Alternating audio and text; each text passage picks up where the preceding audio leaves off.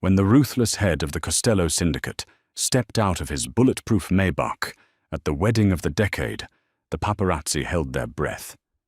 They expected a runway model. Instead, his hand met the gloved fingers of a 200-pound forensic accountant in a blood-red gown.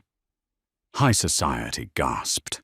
The air in the boardroom of Carmichael Logistics, a perfectly legal front for the Costello family's less-than-legal empire, was thick with expensive cigar smoke and unspoken threats.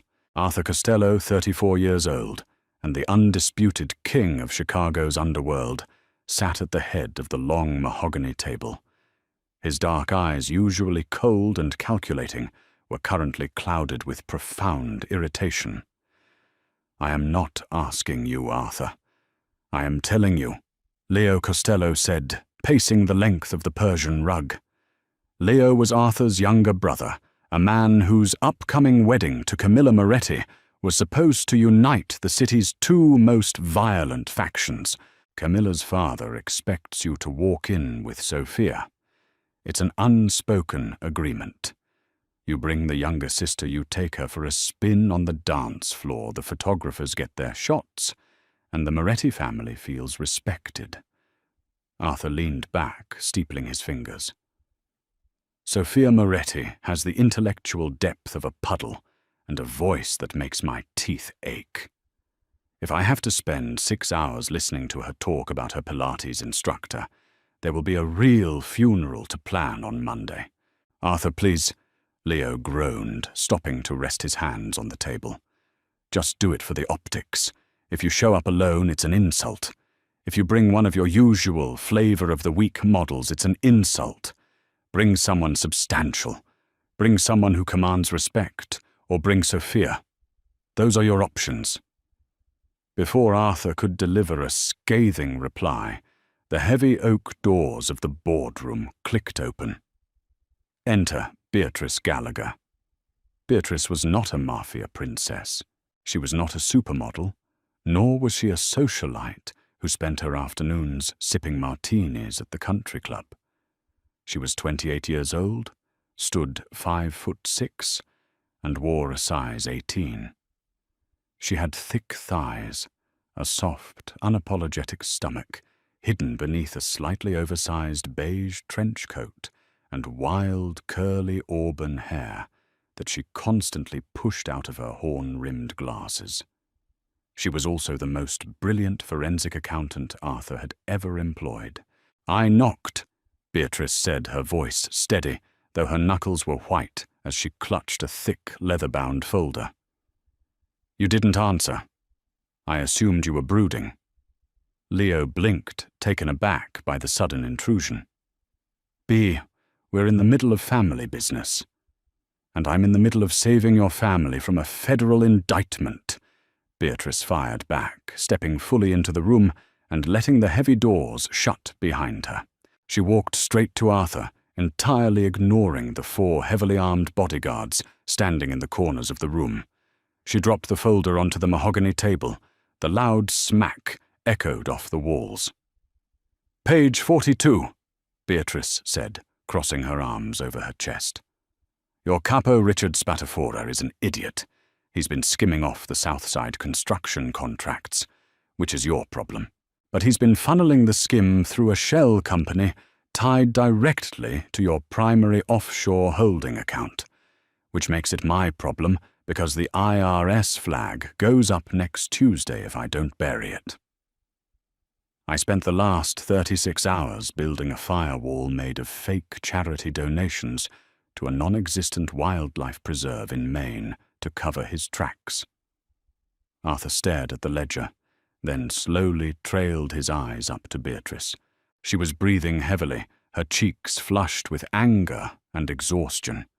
There was a smudge of ink on her chin, and she smelled faintly of cheap diner coffee and vanilla. Most people withered under Arthur Costello's gaze. Grown men killers had begged for their lives when he looked at them the way he was looking at her. Beatrice just tapped her foot. "Well, are you going to authorize the transfer to fix it, or should I start packing for a federal minimum security prison?" A slow, dangerous smile spread across Arthur's face. He picked up his Mont Blanc pen, signed the authorization without looking at the numbers, and pushed the folder back to her. He didn't care about the money. He cared about the fire in her eyes. In a world full of plastic people who told him what he wanted to hear, Beatrice Gallagher was entirely refreshingly real.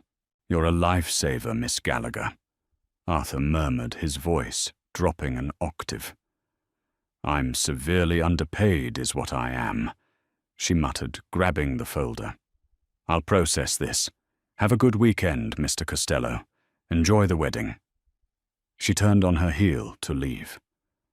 "Wait," Arthur commanded. Beatrice froze, closing her eyes briefly before turning back. "If this is about the petty cash drawer on the 4th floor, I already told HR. Leo Schaff," Arthur said, not breaking eye contact with Beatrice. "You said I needed to bring someone substantial, someone who commands respect, someone who isn't Sophia Moretti." Leo's eyes darted between his brother and the accountant. "Arthur, no. Are you insane? Camilla will have a stroke." "Good. Tell the caterers to add a +1, Arthur said smoothly, finally standing up. He buttoned his suit jacket, walking slowly around the table until he was standing just inches from Beatrice. He towered over her, smelling of bergamot and expensive leather. Beatrice looked up at him, her brow furrowed in deep confusion. "What is happening right now?"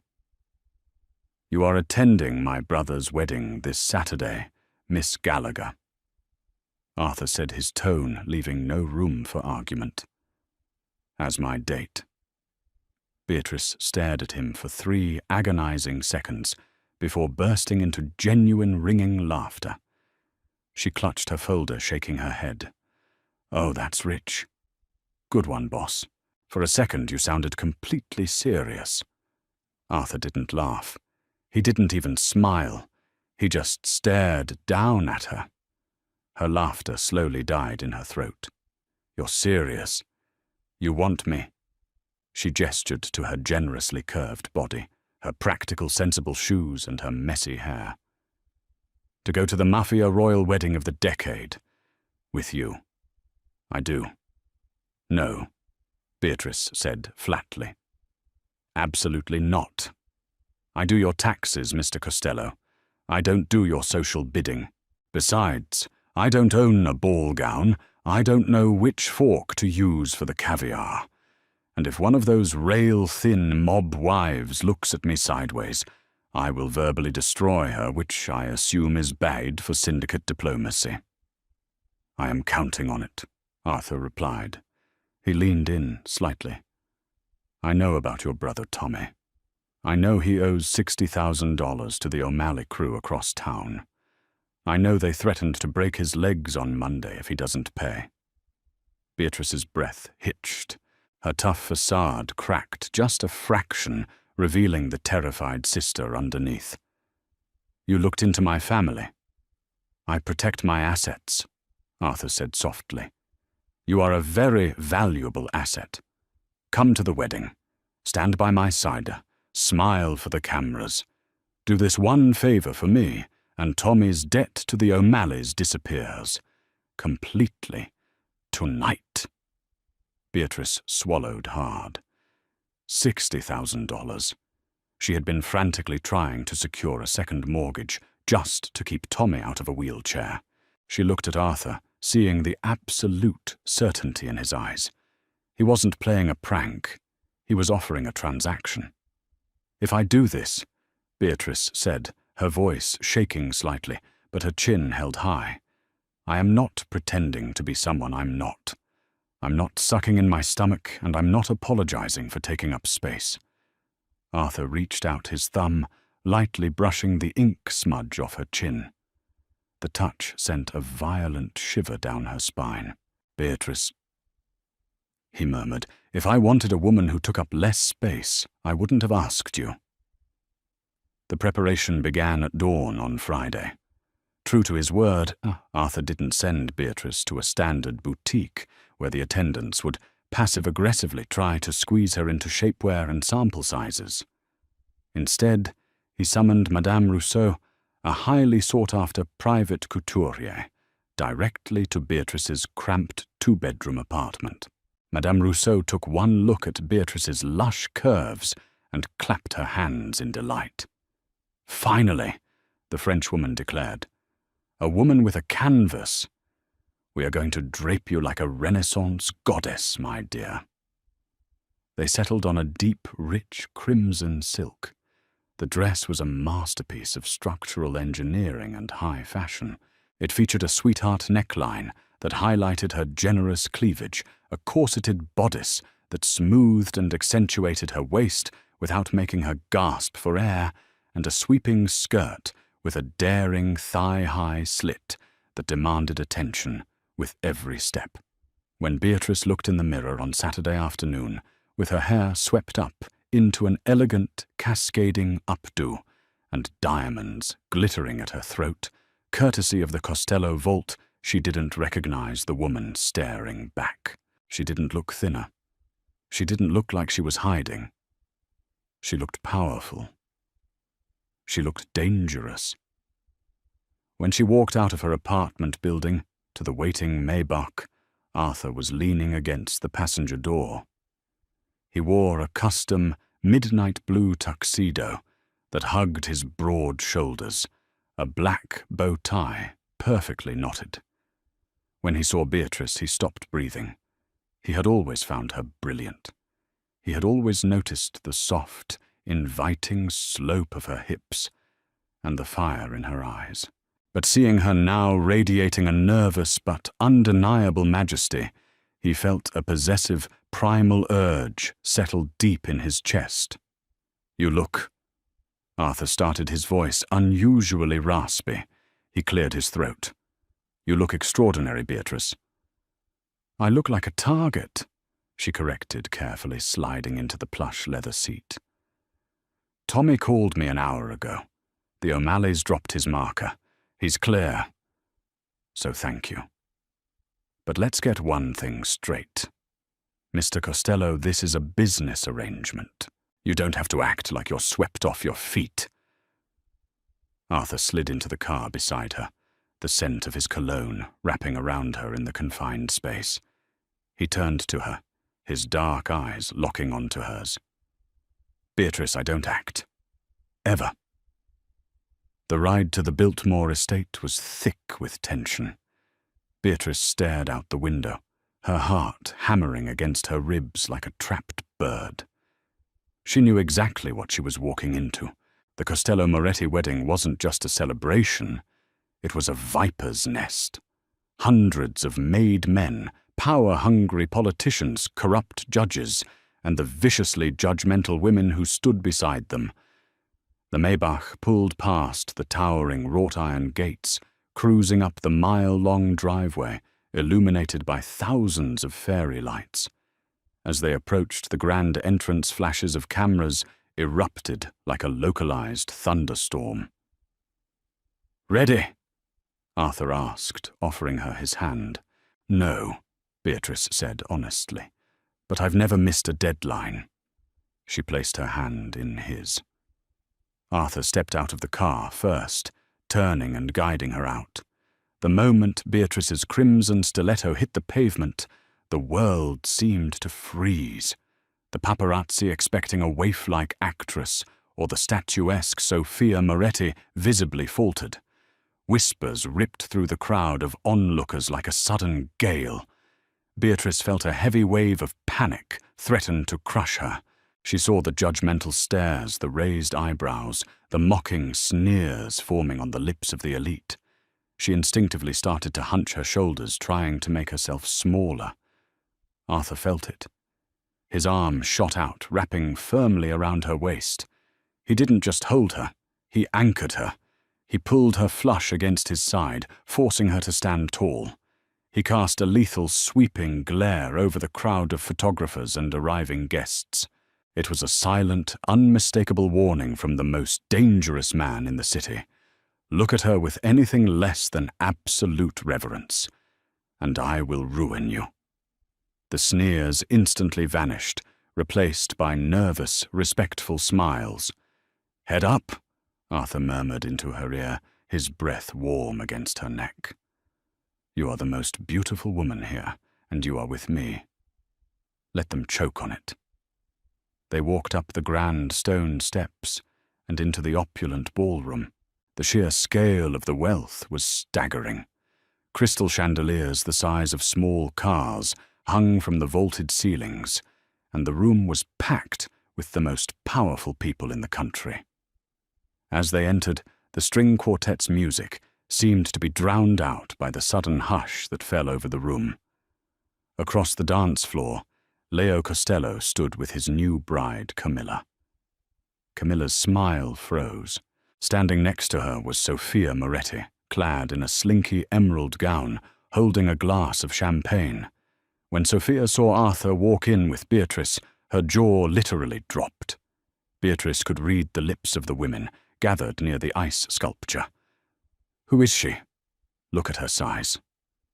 Why is Arthur Costello holding her like that? Sophia detached herself from her sister and marched across the marble floor, her heels clicking aggressively. She planted herself directly in Arthur's path, looking Beatrice up and down with barely concealed disgust. "Arthur." Sophia purred, though her eyes were venomous. "You made it, and you brought a friend. I don't believe we've met. I am Sophia Moretti." Sophia extended a limp hand, her gaze locked onto Beatrice's waistline with a mocking glint. "I must say, Arthur, your tastes have expanded." The surrounding guests went entirely still.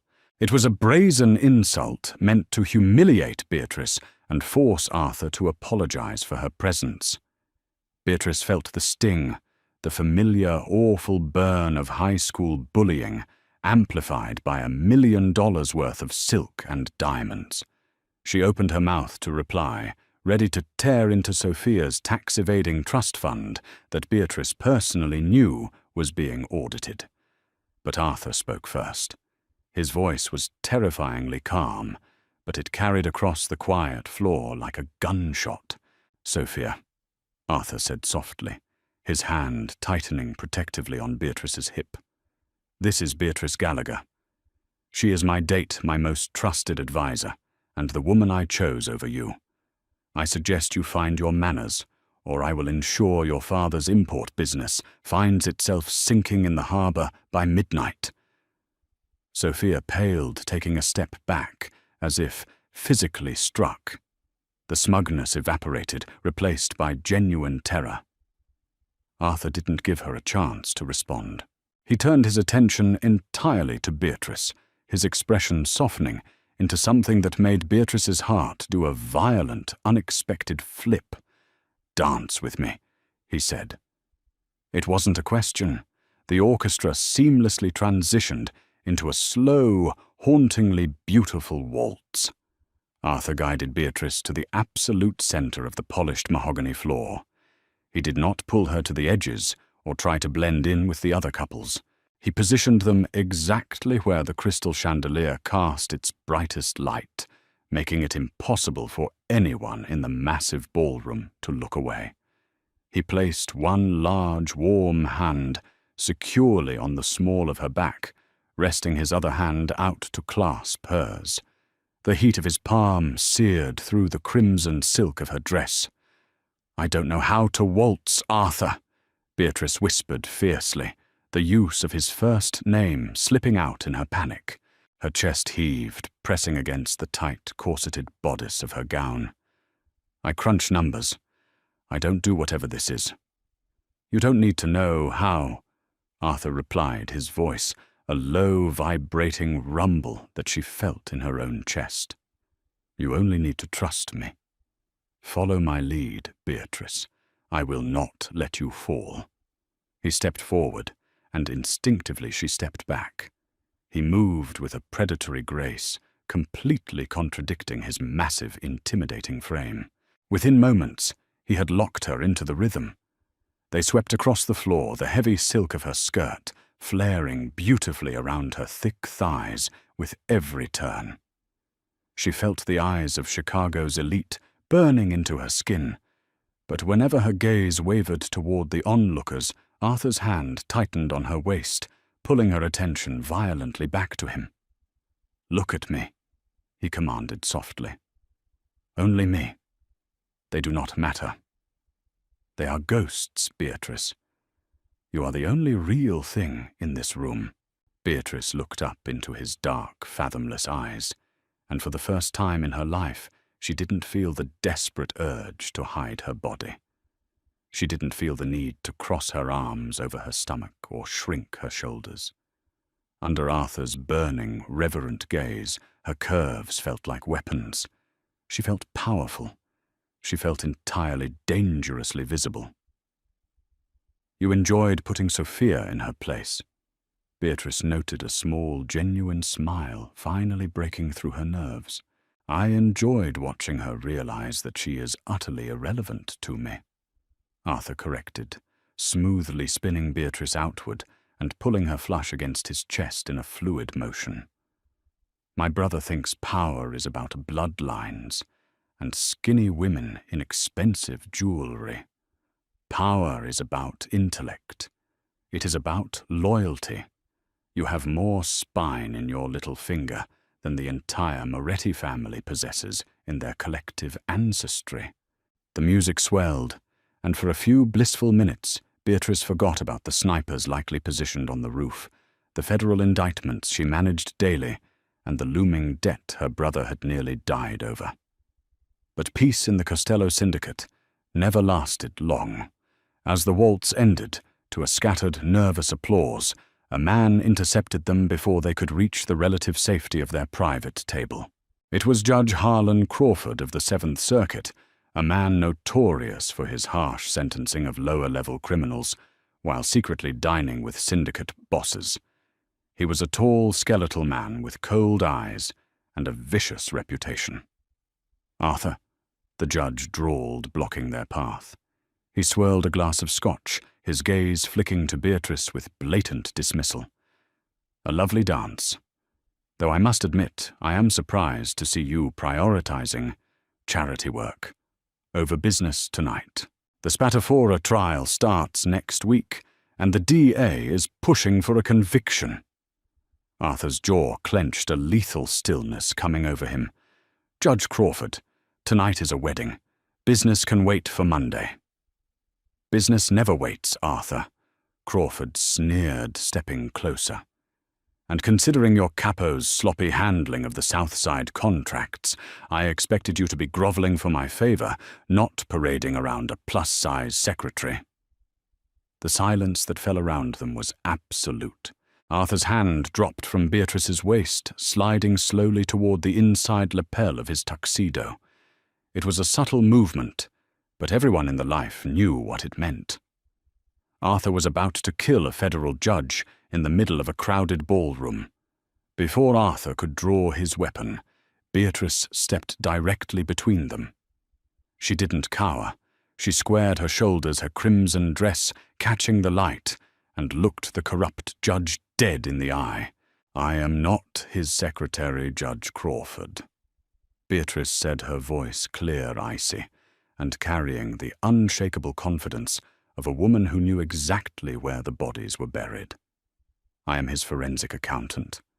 And speaking of sloppy handling, I was reviewing some offshore transfers yesterday, specifically the Cayman Island Shell Company, Apex Global Holdings."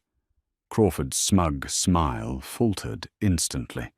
The color began to drain from his face. Beatrice took a step closer to the judge, towering in her stilettos. "It's fascinating, really.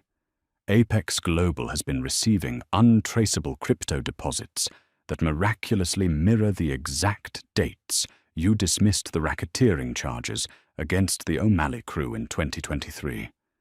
I also noticed that Apex Global pays the property taxes on a very lovely, very private 6-bedroom villa in Tuscany, a villa registered to your wife's maiden name." Crawford was now completely white. He opened his mouth, but no sound came out. "Mr. Costello doesn't need to grovel for your favor, Judge." Beatrice continued her tone, conversational, but deadly. "Because if you don't ensure the Spatafora trial ends in a swift, quiet dismissal on Monday morning, a comprehensive, anonymized ledger of your treasonous financial history will be accidentally emailed to the New York Times, the FBI director, and the IRS Criminal Investigation Division by Tuesday at noon." She smiled a sweet, terrifying expression. "Enjoy the caviar, Your Honor." Beatrice turned her back on the utterly paralyzed judge and slipped her arm through Arthur's. "I need a drink," she murmured. Arthur stared at her. His eyes were wide, completely blown out with a mixture of shock, awe, and a possessive hunger so intense it made Beatrice's breath catch. He didn't just want her, he worshipped her. "Let's go," Arthur said hoarsely. "To the bar, Lahore." "No," Arthur replied, leading her briskly past the remaining stunned guests toward the exit. "We are leaving." The ride away from the Biltmore estate was entirely different from the ride there. The heavy partition window between them and the driver was rolled up, plunging the back seat of the Maybach into profound privacy. The neon lights of the Chicago skyline flashed through the tinted windows, illuminating the thick, charged silence between them. Beatrice stared out the window, the adrenaline slowly leaving her system. She had just blackmailed a federal judge. She, a girl from the South Side, who clipped coupons, had just threatened a man who could order her execution with a stroke of his pen. And she had loved every second of it. "You are incredible." Arthur broke the silence, his voice raw. Beatrice turned to look at him. He had discarded his bow tie, his collar undone, making him look less like a polished CEO and more like the ruthless mob boss he truly was. "I was just protecting the company's interests," Beatrice deflected, suddenly feeling incredibly shy. "Like I said, I don't miss a deadline, and you cleared Tommy's debt. I owed you." "Stop," Arthur commanded gently. He shifted across the wide leather seat until he was sitting directly beside her. His massive presence commanded the space, but he didn't crowd her. "Do you truly think I brought you tonight just to settle a ledger, Beatrice?" She looked down at her hands. "You needed a date to appease the Morettis. I was a convenient, shocking alternative to Sophia." Arthur let out a harsh breath. He reached out his large, calloused hands, gently cupping her face. He lifted her chin until she was forced to look into his eyes. "Beatrice, I have been looking for an excuse to bring you into my life outside of that boardroom for 2 years." Arthur confessed his thumb, tracing her cheekbone. "When my brother gave me that ultimatum, I didn't see a problem. I saw an opportunity. I didn't want a runway model. I didn't want a Mafia princess who cares only about designer bags and gossip. I wanted a woman who could stand in a room full of monsters and make them bow." Beatrice's heart hammered against her ribs. "Tommy," she whispered. "I bought Tommy's debt from the O'Malleys 6 months ago," Arthur admitted softly. "I've been holding it, keeping him safe from a distance, waiting for the right moment to step in. The Spatafora ledger mistake, I let it happen. I needed you in my office. I needed you angry and passionate and standing right in front of me." Beatrice gasped. He had orchestrated the entire thing. The debt, the crisis, the invitation. It wasn't a spontaneous business transaction. It was a meticulously calculated campaign to win her. "You manipulated me," she breathed, though she couldn't find it in herself to be angry. "I secured my most valuable asset." Arthur corrected his gaze, dropping to her lips. "I live in a world where everyone lies to me, Beatrice. Everyone cowers. But you You barged into my boardroom, yelled at me about a fake wildlife preserve in Maine, and demanded respect. You are brilliant. You are fearless. And tonight, standing there in that dress, completely unashamed of who you are the most magnificent creature I have ever seen. He leaned in the scent of bergamot and danger wrapping around her. I don't want you to be my fake date, Beatrice. I want you to be my equal. I want you to run this city by my side. Beatrice looked at the man who terrified millions, the man who had laid his empire at her feet. She thought about the tiny apartment, the endless struggle, the constant feeling of being too big, too loud, too much for the normal world. Here in the dark with Arthur Costello, she wasn't too much. She was exactly enough. If I do this, Beatrice whispered, her hands slowly coming up to grip the lapels of his tuxedo jacket. I don't take orders. I balance the books, and I make the calls with you. Arthur smiled, a devastating, triumphant expression that reached his eyes. Partner, 50-50, always. Then kiss me, boss, she demanded. Arthur didn't hesitate. He crushed his mouth to hers, entirely consuming her. The kiss was explosive tasting of expensive champagne and raw, untamed possession. His hands slid down to grip her thick, curved hips, pulling her forcefully into his lap. Beatrice didn't shrink away. She straddled him, letting the heavy silk of her dress pool around them, tangling her fingers in his dark hair as she kissed him back with equal ferocity. They weren't just a boss and an accountant anymore. They were the new king and queen of Chicago, and God help anyone who stood in their way. End of story. Did Beatrice absolutely crush that corrupt judge or what?